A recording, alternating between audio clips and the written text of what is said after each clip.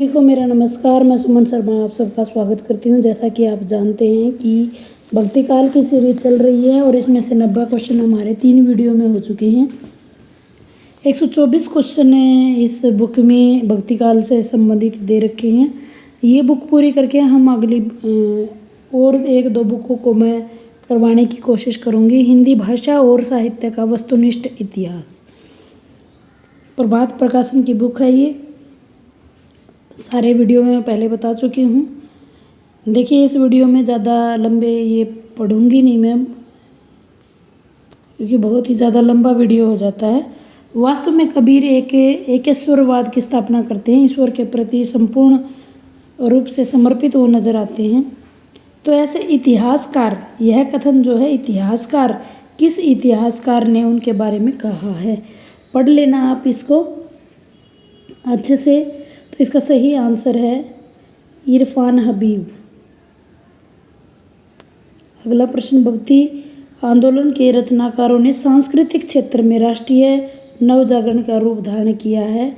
तो यह पंक्तियां भी आपने बतानी है कि राष्ट्रीय भाषाओं और उसके साहित्य के विवर्ती का मार्ग भी प्रस्तुत किया है। यह किस इतिहासकार ने कहा है? तो यह है के दामोदरन, जो हमारा ये आंसर है के दामोदरन। अगले प्रश्न की तरफ चलते हैं। मध्य युग के इतिहास और साहित्य के भीतर अंतर्निहित अंत विरोधों की व्याख्या की कुंजी हिंदुत्व और इस्लाम के संघर्ष में मिलती है। इस दृष्टिकोण को श्याम सुंदर दास, आचार्य रामचंद्र शुक्ल, राम कुमार वर्मा, परशुराम चतुर्वेदी ने पल्वित किया है।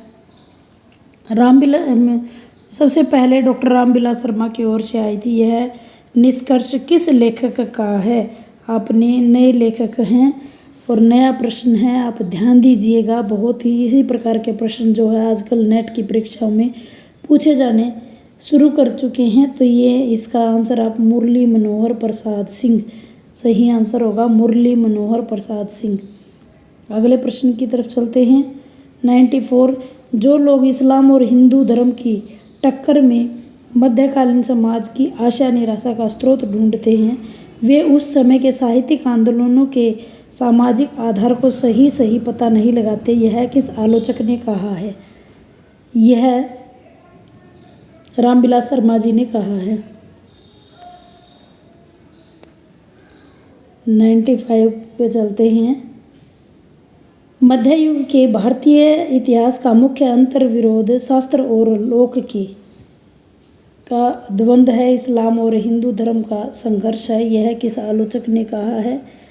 देखिए, इनका कोई भी तरीका नहीं है। आप नए बार यूज हो रहा है इसमें, तो आप अपने तरीके से नया यूज हो रहा है। तो नामवर सिंह, अब आप कहोगे कि नामवर नगेंद्र भी है इसमें, तो नैसे और नंद दुलारे वाजपेयी भी हैं। तो ये अपने ही कोई न कोई पहचान आपको करनी पड़ेगी। अंतर्विरोध, नामवर में नाम और वर, विरोध शब्द याद कर लीजिए, विरोध, और दूसरा आप नए शब्द की पहचान ही आपको बनानी पड़ेगी, या 2-3 बार उसको पढ़ना ही पड़ेगा। पर लास्ट टाइम पर जब पेपर में सारे ऑप्शन एक से दिखाई देते हैं, तो उससे बचने के लिए आपको इसका ही सहारा लेना पड़ेगा, इन्हीं सारी ट्रिकों का। अगले प्रश्न की तरफ चलते हैं। कबीर किसके समकालीन थे? तो आप सब इससे वाकिफ़ होंगे, क्योंकि आपने बहुत अच्छे से कबीर को पढ़ा होगा। सिकंदर लोधी के वो समकालीन थे। 97, हिंदी के पहले सूफी प्रेमाख्यान काव्य के रचनाकार कौन हैं? तो मुल्ला दाऊद हैं, मुल्ला दाऊद। कबीर की भाषा की बात सदुखड़ी भाषा है। निर्गुण भक्ति काव्य के प्रमुख कवि कबीर जी हैं। भक्ति काल का कवि नहीं है। देखो, अमीर खुसरो आपको पता है आदिकालीन कवि हैं। रसखान, नाभादास, नंददास, इसमें से रसखान और नंददास कृष्ण भक्त कवि है, नाभादास राम भगत कवि है, और अमीर खुसरो मैं आपको बता ही चुकी हूँ। नेक्स्ट प्रश्न है, सगुण भक्ति विचारधारा का विरोधी कवि कौन है? सगुण, तो कबीर जी निर्गुण के हैं, तो विरोधी हैं। कबीर ने किस काव्य के रूप में प्रयोग नहीं किया है? शब्द छप्पे रमैणी, शब्द साखी और रमैणी तीन उनके हैं, तो बच कौन सा गया? छप्पे। सुंदरकांड का क्रम संख्या बतानी है आपने। तुलसीदास के रामचरितमानस में सुंदरकांड की क्रम संख्या आपने बतानी, कौन से क्रम पे है। Very important question. अब से पहले यूं ही पूछा जाता रहा है कि कितने कांड है, लेकिन इसकी सीक्वेंस भी आपको याद करनी पड़ेगी इस तरह के क्वेश्चनों के लिए। तो इसका आंसर है 5वां। 5। मानस में सुंदरकांड से पहले और बाद में आने वाले का सही क्रम बताना है। तो आपको सीक्वेंस याद करनी पड़ेगी, और सीक्वेंस आप इसी चैनल पे जाओगे तो इसकी ट्रिक भी आपको बताई गई है। यहाँ मैं नहीं बताऊंगी क्योंकि समय बहुत ज़्यादा लग जाता है। किष्किंधा कांड और लंका कांड इसका सही आंसर रहेगा। नेक्स्ट प्रश्न की तरफ चलते हैं। कृष्ण भक्ति शाखा का कवि इसमें से बताना है। तो आप छाट सकते हैं इसमें से कौन सा है।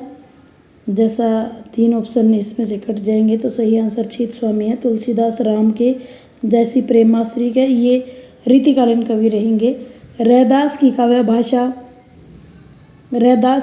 भाषा अवधि है। कौन सा युगम आपने बताना है कि गलत है। नीरजा महादेवी वर्मा की है। रामचरितमानस तुलसीदास का है। विनय पत्रिका, ये हमारा आंसर गलत है। विनय पत्रिका तुलसीदास जी की हैं। नंददास किस काव्यधारा के कवि हैं? अभी बात हुई थी, कृष्ण भक्ति काव्यधारा के कवि हैं। कृष्ण भक्ति काव्यधारा के प्रमुख कवि आपने बताने हैं, तो इसमें से सूरदास जी इसका आंसर रहेगा। बाकी आप जानते ही हैं, प्रेमाश्री कवि हैं, ये निर्गुण भक्ति धारा के, ये राम काव्यधारा के। अष्टचाप का सर्वश्रेष्ठ कवि कौन सा है? तो अष्टचाप का सर्वश्रेष्ठ कवि सूरदास जी हैं। कबीरदास जी किस काल के कवि थे? तो ये भक्ति काल के कवि थे। रामचरित की मानस की भाषा आपने बतानी है, तो ये आप सबको विदित है, अवधि। सूरदास जी के गुरु वल्लभाचार्य। इनमें से कौन सा राम भगत कवि नहीं है? तो इसमें से सेनापति जो है या नरोत्तम दास, दोनों ऑप्शनों में से तो नरोत्तम दास इसका आंसर सही रहेगा, क्योंकि कृष्ण भगत कवि हैं, सेनापति राम भगत कवि। 114 प्रश्न हमारे हो चुके हैं। पद्मावत किसकी रचना है? तो पद्मावत आपको पता ही है, जयसी की रचना है। तुलसीदास में रामलला नछू की भाषा आपने बतानी है, तो ब्रज भाषा है इनकी। कबीरदास जी के गुरु हम पहले भी बात कर चुके हैं, रामानंद जी हैं। रामानुज जो हैं वो तुलसीदास जी के कवि हैं, तुलसीदास जी के गुरु हैं। काव्य शास्त्रीय दृष्टि से महाकाव्य के कितने सर्ग होते हैं? कितने सर्ग होते हैं? 7 या 8। तो इसमें दोनों ऑप्शन दे रखे हैं, तो क्या सही रहेगा? तो सही 8 आंसर रहेगा।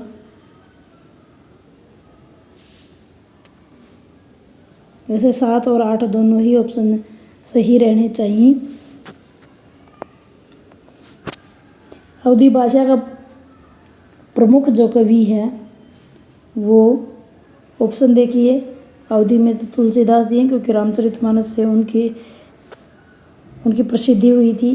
किस कवि ने अपनी अधिकांश रचना ब्रज भाषा में लिखी हैं? तो आप ऑप्शन देखिएगा, ऑप्शन से पता करिए। कबीर की भाषा सदुखड़ी है। जयशंकर प्रसाद भक्तिकाल से संबंधित ही नहीं है, और मीरा की राजस्थानी है। तो कौन बच गए? सूरदास जी। संत काव्य और सूफी काव्य में असमानता का तत्व आपने बताना है। Very important question. प्रबोध जो शैली है वो इसकी असमानता का कारण है। सूर और नंद की काव्य भाषा आपने बतानी है। सूर और नंद की ब्रज भाषा काव्य भाषा है। 123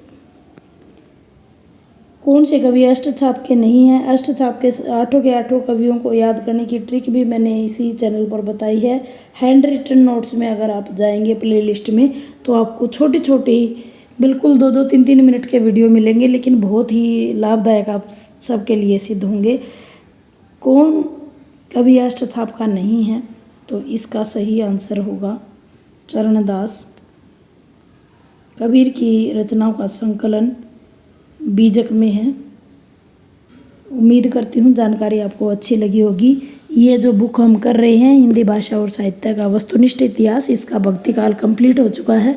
4 वीडियो के माध्यम से आपके सामने आया है और ऑथेंटिक बुक है ये नहीं है कि कोई गाइड है, ऑथेंटिक बुक है। बार बार मैं बुक के बारे में बता चुकी हूँ। हेमंत कुकरेती और सुमिता कुकरेती की बुक है, बहुत अच्छा है। मेरा उद्देश्य यहाँ सिर्फ आपका मार्गदर्शन करना है। ये थोड़ी थोड़ी करके वीडियो के माध्यम से पूरी बुक को कराने की कोशिश करूँगी। आपको संपूर्ण चीज़ें एक साथ चाहिए तो आप बुक खरीदिए। और मेरा कोई यहाँ इस बुक की प्रसिद्धि के लिए वीडियो बनाना नहीं है, सिर्फ और सिर्फ आप सबके की तैयारी में मैं कुछ इजाफा कर पाऊँ, कुछ चीज़ें आपको बता पाऊँ, सिर्फ यही मेरा उद्देश्य रहता है। धन्यवाद।